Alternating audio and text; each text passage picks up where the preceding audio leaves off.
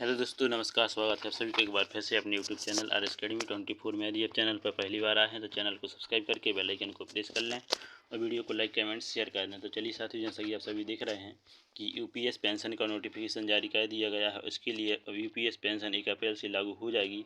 तो जानिए वह सब चीज़ें जो आपको जानना है ज़रूरी। तो देखते हैं पूरी अपडेट को, किस प्रकार से कर्मचारियों को इसमें क्या प्रक्रिया अपनानी होगी। तो जैसा कि आप सभी देख रहे हैं कि नोटिफिकेशन जारी कर दिया गया है। 1 अप्रैल से लागू हुआ यूपीएस पेंशन का विकल्प चुनने के बाद इसे बदल नहीं पाएंगे। तो यदि आप एक बार यूपीएस का विकल्प चुनते हैं तो इसके बाद इसे बदलना मुश्किल ही नहीं, नामुमकिन भी है।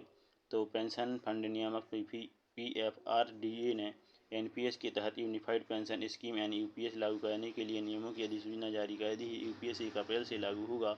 अधिसूचना में स्पष्ट किया गया है कि कर्मचारियों को विकल्प मिलेगा कि वे यूपीएस का विकल्प चुनें या बिना यूपीएस विकल्प के एनपीएस को ही जारी रखें। एक बार विकल्प चुनने के बाद उसमें बदलाव नहीं किया जा सकेगा।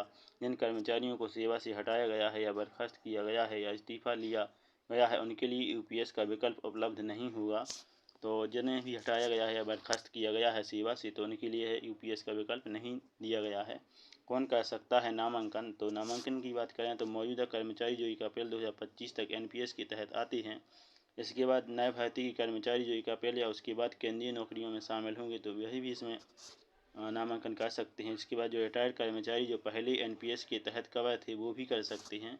और 31 मार्च 2025 तक या तो रिटायर हो चुके हैं या स्वेच्छा से रिटायरमेंट ले चुके हैं। इसके बाद अगर किसी सब्सक्राइबर का नामांकन से पहले निधन हो जाता है तो उसकी कानूनी पत्नी योजना में शामिल हो सकती है। और नामांकन कैसे करना है? तो योग्य कर्मचारी प्रोटीन CRA पोर्टल जो वेबसाइट है HTTPS इस पर NSDL के माध्यम से ऑनलाइन आवेदन कर सकते हैं। फॉर्म को भौतिक रूप से भी जमा कर सकते हैं। यूपीएस में क्या मिलेगा तो जानते हैं। सरकारी कर्मचारियों को रिटायरमेंट के समय अंतिम 12 महीने की अंतिम बेसिक वेतन का 50% पेंशन के रूप में मिलेगा।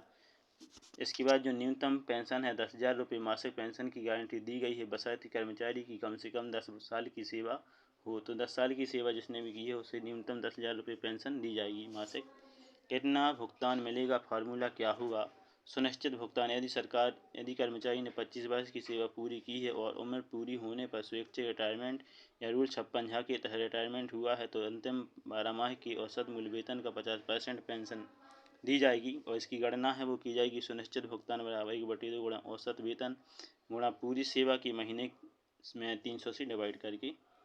और अगर सेवा 120 महीने यानी 10 साल से कम है तो कोई भुगतान नहीं मिलेगा। अगर सेवा 300 महीने यानी कि 25 साल से ज़्यादा है तो अधिकतम सीमा 300 ही मानी जाएगी।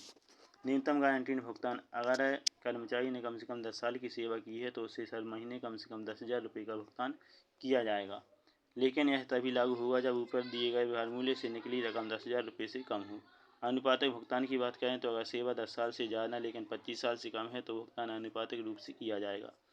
स्वीकृत भुगतान की बात करें तो यह कुछ मामलों में सुनिश्चित भुगतान को कम किया जा सकता है, जैसे अगर व्यक्तिगत कॉर्पस तय बेंचमार्क कॉर्पस से कम है या फिर कर्मचारी ने अपने कॉर्पस का 60% तक निकाल लिया है। गणना की बात करें तो स्वीकृत भुगतान सुनिश्चित भुगतान इंटू व्यक्तिगत कॉर्पस बेंचमार्क इंटू 81% के आधार पर की जाएगी। उदाहरण के लिए यदि कॉर्पस 10 लाख रुपये था और 60% निकाला गया तो शेष 40% के अनुसार रकम दी जाएगी। अगर किसी कर्मचारी का व्यक्तिगत कॉर्पस बेंचमार्क से कम है तो रिटायरमेंट की तारीख तक उस अंतर को पूरा कर सकता है। तो इस प्रकार से जो यूपीएस है वो लागू हो चुकी है 1 अप्रैल से, और यह इसका फ़ायदा भी उन्हीं कर्मचारियों को मिलेगा जो अभी वर्तमान में कार्यरत हैं। तो आई होप आपको यह न्यूज़ अच्छी लगी होगी। तो हमारे चैनल आर एस अकेडमी 24 को सब्सक्राइब करके बेल आइकन को प्रेस कर लें और वीडियो को लाइक कमेंट्स शेयर कर दें। इसी के साथ जय हिंद, वंदे मातरम।